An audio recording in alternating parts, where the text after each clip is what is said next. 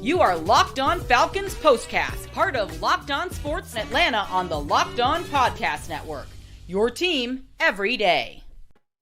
Welcome into the Locked On Falcons POSTCAST, your home for the best Atlanta Falcons football talk. It's local insight you can't get anywhere but right here at Locked On. I'm your host, Tenitra Batiste. Alongside me are Jarvis Davis and Aaron Freeman. Crossover Thursday is presented by Prize Picks. Download the app and use code LOCKEDONNFL to win $50 instantly when you play $5. The Locked On Falcons POSTCAST is also part of the Locked On Podcast Network, your team every day. So in this show, we're mature enough to admit when we're wrong or somewhat wrong. So let's get into the Falcons, though, being on the right side of things with this big W against a divisional opponent. And I don't know about you guys, but it feels like this team likes drama. They just like to take us all the way to the edge, right? And it was no different tonight because you look at the last sequence of the game, 9 plays, 1:14 to set up a 52-yarder after there was a little question about what happened with 1 second on the board. So, of course, it should have been a 47-yarder, but ultimately, Coop kicks it, sends it to overtime, and then what do you know? Overtime. And here's the thing, too. And this is what I like about the weapons that we're starting to see and Kirk Cousins being able to use multiple weapons. Drake London goes out of the game again.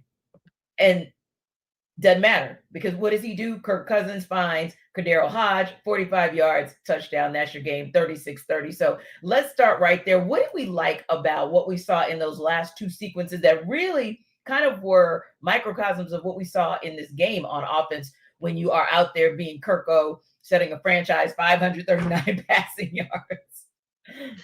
Wow. When you think about this is the offense that we've been waiting on, right? This is what we've been waiting on. The 30-plus points per game. Kirko slinging the ball all over the yard. This dude was absolutely on one tonight. And when the run game wasn't necessarily like you probably thought it probably should have been, especially when they were trying to run the ball with Tyler Algier. Tampa Bay started keying in on him, late in the game. There was one moment where you even thought about like you run the ball on first down and you 2-minute situation, you're trying to move the ball, trying to get this offense going. You kind of question the call in that particular moment. But overall, just the way he was just throwing the ball, that touchdown pass to Darnell Mooney, oh my gosh, that was just precision. He was just putting the ball right where it was supposed to be. And I think that one thing that I feel like was probably the biggest play of the game is for, like you mentioned, T, to be able to get down there after the completion, to get everybody lined up and everything and get everybody situated. And then right there, boom, down that bad boy there. That was part of the play of the game for me. I know Khadarel Hodge, that was huge. That was great. But, oh, my gosh, they don't get there if Kirk don't get those guys lined up and get that ball spiked so it can have an opportunity to tie the ball game up, to take it to overtime. And Free, that is exactly why you go out and get the veteran and you spend that kind of money, someone who's able to see the clock, someone who, even if he gets he's worth it now. Anyway. I'm talking to me. I promise you. I'm talking to myself. But no, you're absolutely right. I mean, this is what you pay him for. And it's not the stat line that we necessarily love to see. I mean, we don't want Kirk to be slinging it 58 times in every single game. But on the same token, if that's what the Bucs defense was giving you, then that's what you take. Because to Jarvis's point, Aaron, we all came into this game thinking, okay, that's a seriously leaky defense against the run. So, the Falcons can have a field day just like the Eagles did last week, but it didn't quite work out that way. Didn't even matter because there were so many other things on offense, Aaron, that we saw where the Falcons were really functioning pretty much on all cylinders. Well, it's Kirktober because basically, that final drive where they get the Drake pass to 14 yards and then they get the spike at 1 second, like, the Falcons are so weird and like lucky to pull that off. Like only the Falcons would be able to pull that off by the skin of their teeth. 1 second on the clock to kick the game-winning field goal, and it's just like it's nice to be on the right side of that as opposed to the wrong side of that with the Falcons and the luck. Yes. So it's just like it's October. This is when Kirk comes alive after a slow September. Consistently, he's even better in Kirk-Vember, guys, when we get there later. But hey, we got to start Kirktober off right, and so it's just like it's a great day for Cousins, over 500 yards passing, as you said. They basically were slinging it. Mooney was making plays. London was making plays. Hey, everybody was worried about Kyle Pitts and what's going on with Kyle Pitts, and they get him the ball right away. It isn't that Kyle Shanahan, let's throw the ball to Roddy 3 times at the beginning of the game just so you guys can shut up about it. It's like, oh, no, he's actually going to feature him and get him involved in the game. And, of course, Khadarel Hodge making the plays at the end, Bijan doing stuff, Algier doing stuff. So it was a complete team effort for the offense, but obviously spearheaded by Kirk Cousins, looking a lot more comfortable in this offense. Indeed. And I want to not overlook this or just kind of brush over it, Aaron, because I had the same thought. You guys can't see me, but I was getting excited about Free because he was saying the same thing I was thinking, which is a year ago, 2 years ago, this would not have happened this way. We would have been having a post-game conversation about poor clock management by the QB1, poor clock management by the OC, poor clock management by the coach. But this time you saw Raheem with that aggressiveness the entire time. I think we really appreciated the play calling from Zach Robinson. And again, the presence of mind that Kirk Cousins had. This is not something that we would have seen just a year or two ago. And then, little things that you love to see, like you love to see them being able to be fairly efficient on third down. I mean, 6 of 14, because it was good to see them have more kind of third and mediums, third and shorts, and not always being in that third and long where you're forced to kind of throw the ball. And also, Jarvis, good to see them not just be aggressive to go after it on fourth down 3 times, but to actually be able to convert on those fourth downs. Some of those fourth downs, I think that's successful too. And Jarvis bolsters your confidence on offense about what you can do. Now you're showing it.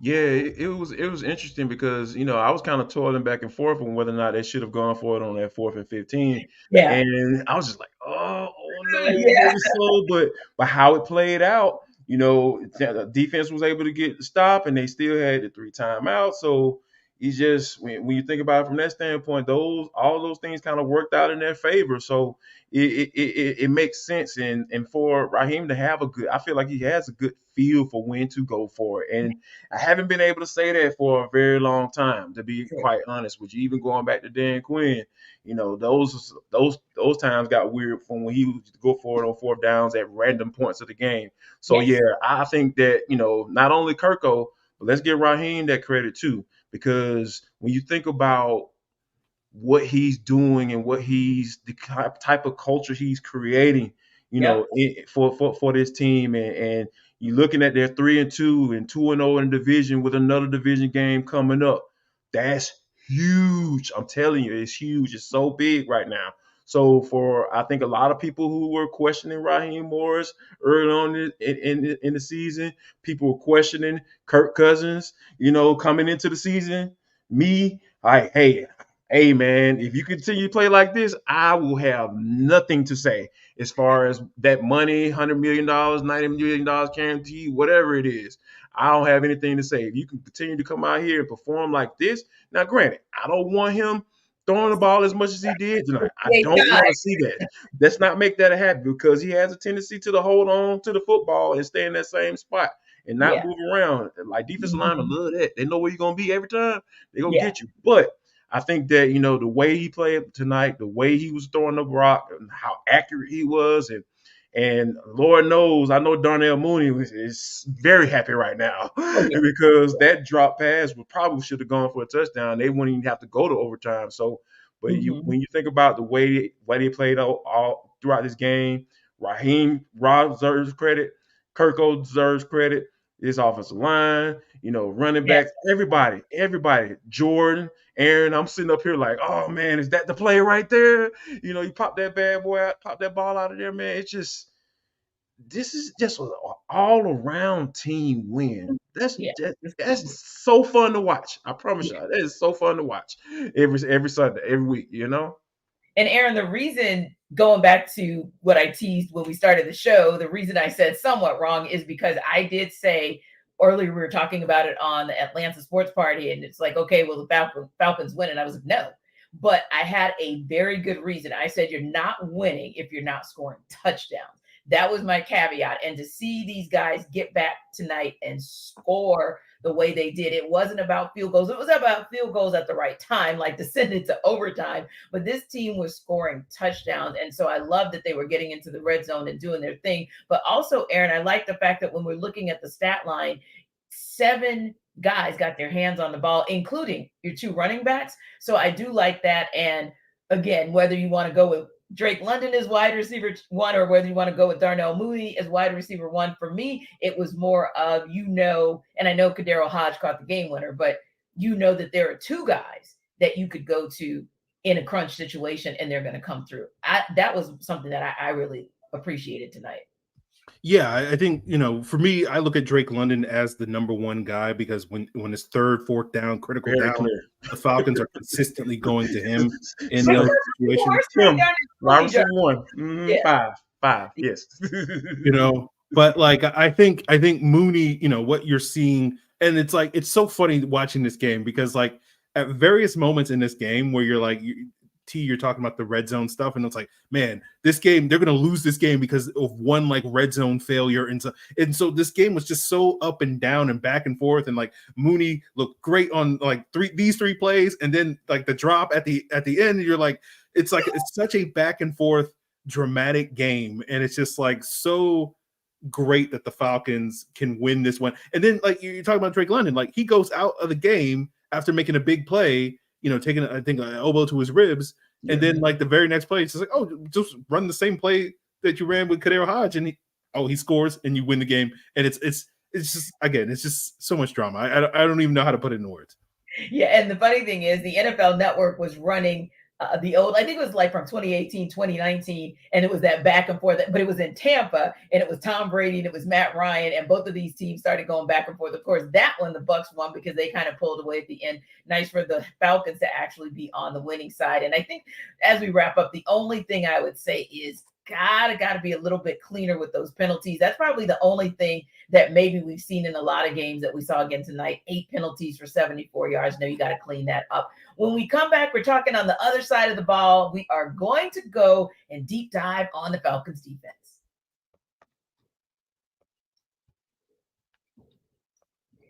This episode of our Locked On Falcons postcast is brought to you by Game Time, which has a new feature called Game Time Picks that makes getting tickets for your favorite live events even easier.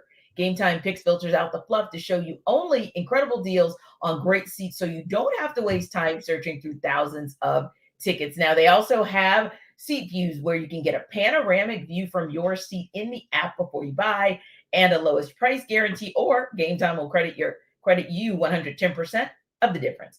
Also, Game Time ticket coverage has you covered with the most flexible customer service policy in the ticketing industry. So take the guesswork out of buying tickets with Game Time. Download the Game Time app, create an account, and use code LOCKEDONNFL for $20 off your first purchase. Now, terms do apply, but again, create an account and redeem code LOCKEDON NFL for $20 off. Download the Game Time app today, right after you finish the Locked On Falcons postcast, because what time is it? It's game time.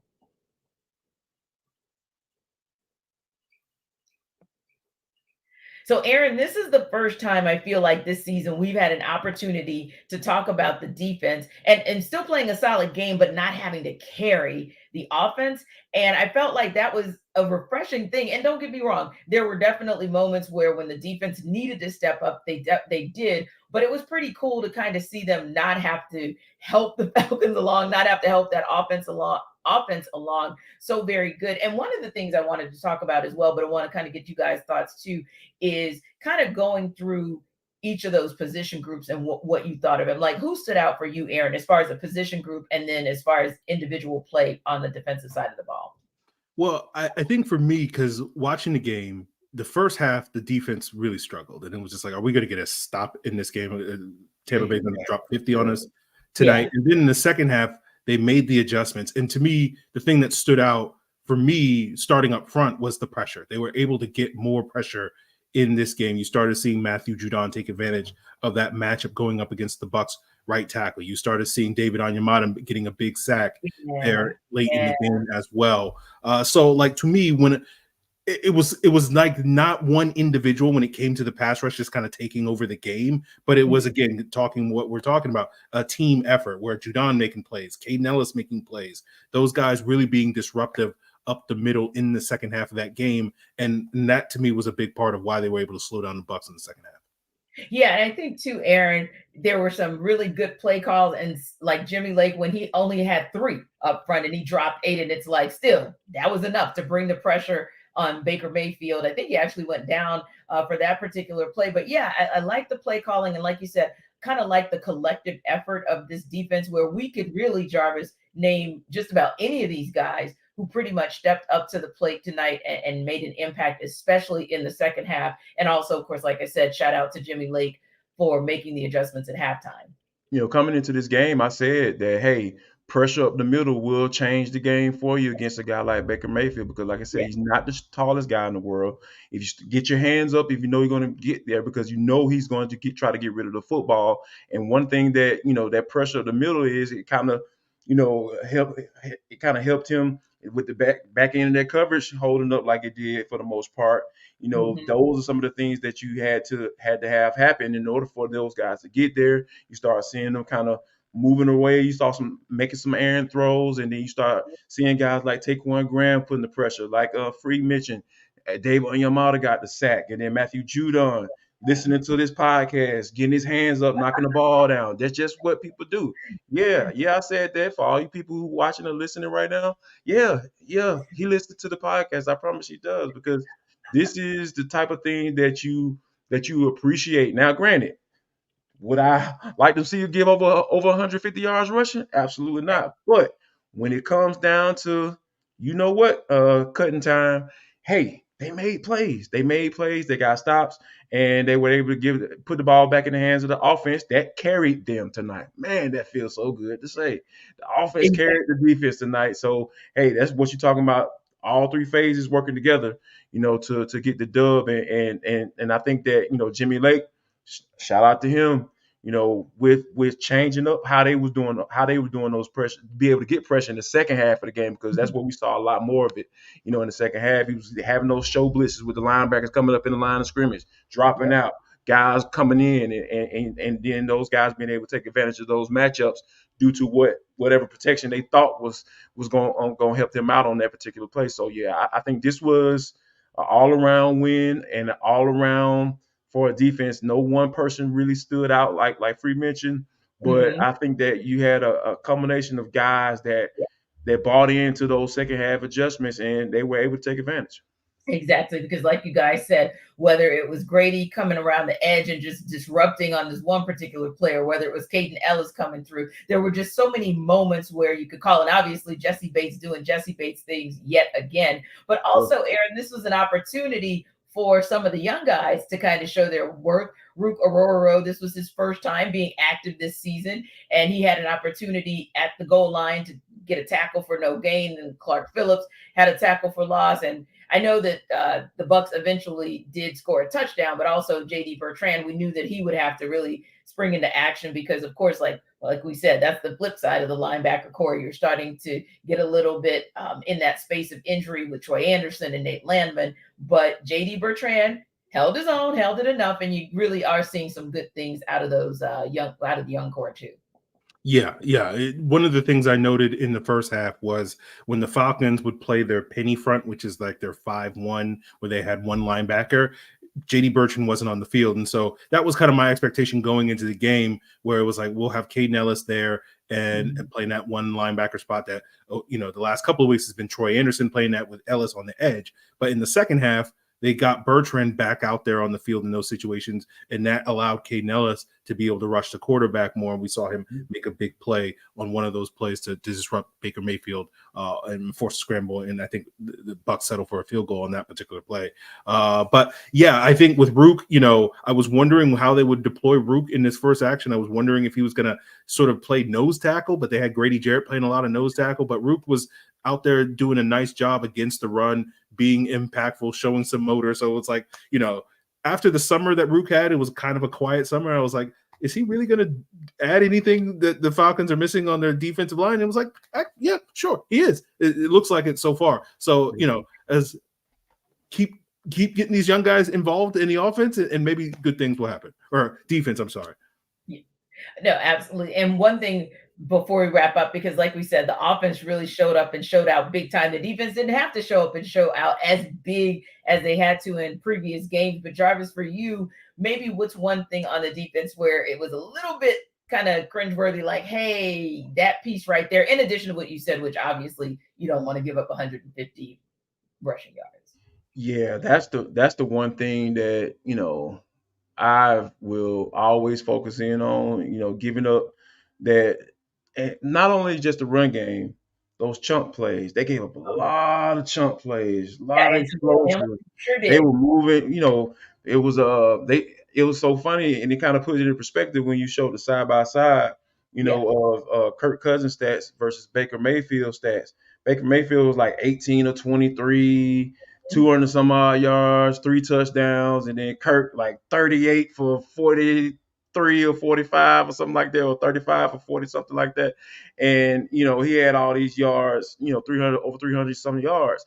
And that goes to show you, like, Baker was just taking advantage of those, the chunk plays they were getting in the passing game, also in the run game. So they were giving up in the run and the pass. So it's just like, all right, you can't be giving it up both ways in those particular situations. So yeah, the not only the run game was kind of frustrating to watch, but like when you giving up those big plays, that just put the defense just in a bad spot. You never want to be in a spot like that, especially against a guy like Baker Mayfield, because once he gets hot, the man can play some doggone football. I as much as I hate to admit that, but yeah, he can get going once you give it to him. Oh, yeah. And it was scary because I know for me, I was thinking, oh, this is going to be a track meet, Aaron. And I was thinking, I don't want to see the Falcons in a track meet with Baker Mayfield and the Bucs, because we've seen what that looked like all season long. It's been a track meet for them. And I didn't really want to see that. So it was good to kind of see the defense for the Falcons reset and only allow 6 points in that second half. But I think the other piece is, to Jarvis's point, it may not have been official explosive plays because you didn't see that many that were 20 plus yards or more, but they were right there at the cusp, 15 here, 17 there, which still is still a chunk play that, if you're not careful, could be troubling again. Yeah, and unfortunately for the Falcons, like, some of them were Baker Mayfield scrambling, right? Why are we letting this guy kill us with his legs? Exactly. And so it was one of those things where it was a little frustrating, but it did feel like that's the one thing that the defense has done well this year, which is not give up those explosive plays. They gave up a bunch of those early in the game. Godwin got some, Mike Evans got some, and the secondary looked like it got a little exposed there with D. Alford sort of exiting the game with the concussion. And unfortunately for Antonio Hamilton, it was a rough night. And fortunately for him, the rest of the defense stepped up. So no one's going to be talking trash about Antonio Hamilton, or some people will. But he dodged that bullet because he was a lot of smoke if the Falcons had found a way to lose this. Yeah, a lot of the smoke, all the smoke. So is it Kirko, or is it the fans that we're giving our vote to? We'll talk about it in What's Next.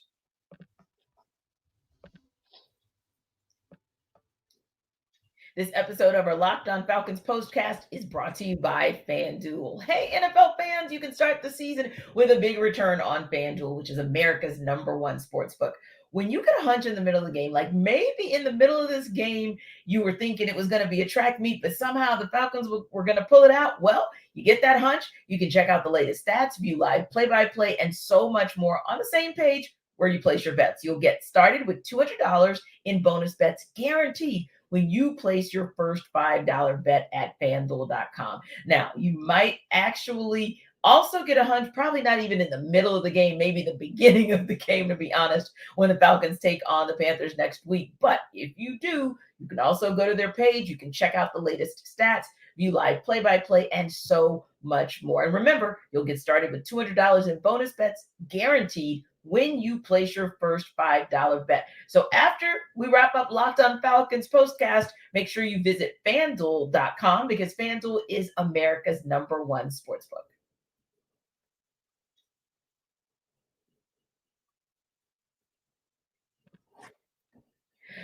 All right, guys. Kirk is one guy who loves to have a little fun, and this city some people are on the side of, God, if we do one more swag surf, I'm just going to jump. And other people are like, ooh, time to swag surf. So Kirk Cousins decided to jump in the fray and do a little swag surf. So I got to ask you guys, who did it better tonight, Kirk Cousins or the Falcons fans in the fourth quarter? Come on, man. We gotta go with the Falcons fans. Like I can't go against the squad. You know, Kirk just got here. He can't be getting all the credit. You know what I'm saying? Like we did a whole segment on Kirk, you know, to start this doggone postcast. I can't give him all of the credit. So yeah, I gotta give it to the Falcons fans because I was just I'm actually, you know, not at the game tonight, and I was I'm at my uncle's house, and I was telling him how just the atmosphere in the game, just to be able to see the whole entire crowd just moving back and forth. And Kirk even mentioned it himself. You know, this week he was just like, wow, it was just amazing that everybody just moving at the same time. Yeah, Kirk, we got rhythm down here in Atlanta. You know what I'm saying? It's different, dog. This ain't Minnesota. You know, I promise you. I know you can look up in the stands and it just look a little different. It smell a little different in there too. I ain't gonna say what they might be doing up in there, but I'm just letting you know, hey, this is how we get down here in Atlanta. So yeah, it's cool to see, you know, a product being put out on the field that's worthy of getting right for a T. That is what I'm talking about. I absolutely love it. I never forget when in the Mercedes-Benz for the Saints game, they were singing Frankie Beverly and Mays. And I'm talking about long after the song had cut off, and it was just beautiful. It's beautiful to watch. I'm telling you. So yeah, the Falcons need to continue to play like this, so we can get our groove on Sundays like we used to back in the day. You know, when Vic was up in the doggone dome, it was a whole party. Y'all know what I'm talking about. And yeah, because I mean, Free, nobody wants to swag surf when you're losing. It's the worst thing. And don't get me wrong, I have been in so many arenas in this town when the team is losing and they're still swag surfing in the fourth quarter, and it's like, cut that. That's a celebratory song. You ain't doing nothing to celebrate. But the Falcons are giving these fans something to celebrate with the product that they're putting on the field. But still, do you give your vote to Kirk for his swag surf? The fact that he's been here and he's acclimating to what we do in the fourth quarter, or do you give it to the fans who have really started to back this team seriously to the point where when you tell 67,000 to swag surf, they actually do it?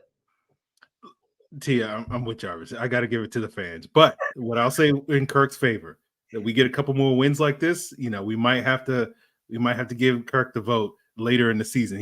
He's just got to get some more practice in, some more wins. You know, like he's new to this. So like by the time we get to Kirk-Vember, that's when Kirk may be able to do the full swag surf and outshine the fans, I think. Exactly. We reserve things like that, nicknames and such, until you do this on a consistent basis. So catch us a little bit later. Well, you guys know that I've always been one who said, hey, you guys, fan base, Falcons fan base, you're going to miss Matt Ryan when he's gone. You'll see. And we saw the debacle that happened when Matt Ryan left town. Did we not? So it was so exciting to see the Falcons put him in the Ring of Honor, because he does definitely deserve that. Gave the Falcons some of their best years for almost a decade and a half. So congratulations to him. But I think the reception that he got tonight just shows you that the fans finally see and appreciate what this guy was able to do. Yeah, when you think about what Matt has done for this organization, I think that, you know, the way he came in, first off, let me say this, the way he came in was kind of unfair, because when you see what Vic brought to the city, and everybody understand the whole demographics. Everybody know Atlanta is different. It's Wakanda, right? You know, so let's go and put that out there. So when you have a guy like Vic leave the situation, partying, everybody getting done, then Matt comes in, hey, how you doing? I'm the quarterback of the Atlanta Falcons, you know, but when he walks out on the field, hey, he one of those dudes, right? Talking about get the blank off my field type Matt. So those are the people that need to understand that, hey, this guy was himself. He wasn't trying to be anybody else. He was Matt Ryan. He is who he was, you know, on the field when he was out there playing. So yeah, it was really cool to see him put on that red jacket, and the man that put it on for him was Roddy White. So yeah, it was just dope to really just watch, you know, Matt, you know, play throughout his entire career. Be able to watch him get drafted and see him get traded away and see him retire as a Falcon and now going into the Ring of Honor. It's just cool situation. It also tells me that I'm old. So there's that. What about you, Aaron? Yeah, same. I feel old because I remember watching him at BC and be like, hey, this Matt Ryan guy, there's something there. Like the Falcons need a quarterback. Let's see what he's got. And then the whole Glenn Dorsey versus Matt Ryan debate that was ongoing, and how many people were like, I can't believe we didn't draft the next Warren Sapp because we passed on Glenn Dorsey, and went to the Kansas City Chiefs and disappeared. Yeah, and so of course Matt Ryan, everybody knows, first pass touchdown, a lot of success, and like to be honest with you, tonight I was upset in the fourth quarter. I was just like, they had the audacity to play this type of football game on Matt Ryan's night. Like, how dare you, Atlanta Falcons? And then they found a way to pull it off, and I'm like, okay, that's why it's Matt Ryan's night. Sure, yes. This is because I remember that moment in 2008 when Matt Ryan, when he hit that pass against the Bears to set up that game-winning kick in that game, and I was like, it's different now. It's a new era of Falcons football, and it was like, again, we're not quite there yet with this team, but it's like maybe after tonight, it's a little different now. So we're getting there. And timeline-wise, this is kind of where we thought it would be. We thought we'd get through about a quarter. I love optimistic Aaron, by the way, y'all. Yeah. This is great. This is great. I love it. I love optimistic Aaron. This is great. Aaron and Jarvis, they're pretty fun too. Just but this is where we thought we would be a quarter into the season, and it is good for us to be able to, even if we're talking about some of the leakiness that we saw on defense tonight, we're nitpicking because we know how good they can be. And even thinking about, like you said, the drop pass for Darnell Mooney, again, that's nitpicking because we know how good they can be. And same thing with Koo. Yeah, you missed a couple field goals, but if we talk about that, even that's nitpicking. But that's a good thing because that's the team that can essentially continue to get better and find themselves at the top of the NFC South and find themselves being true contenders in the postseason. Thanks to our everydayers for making the Locked On Falcons Postcast your first listen of the day. Be sure to stop by the Atlanta Football Party for your second listen, and be sure to like and subscribe to our YouTube channel. We're also free and available wherever you download your podcast. And again, congratulations to the Falcons with the 36-30 overtime win over the Bucs. We'll see you next time.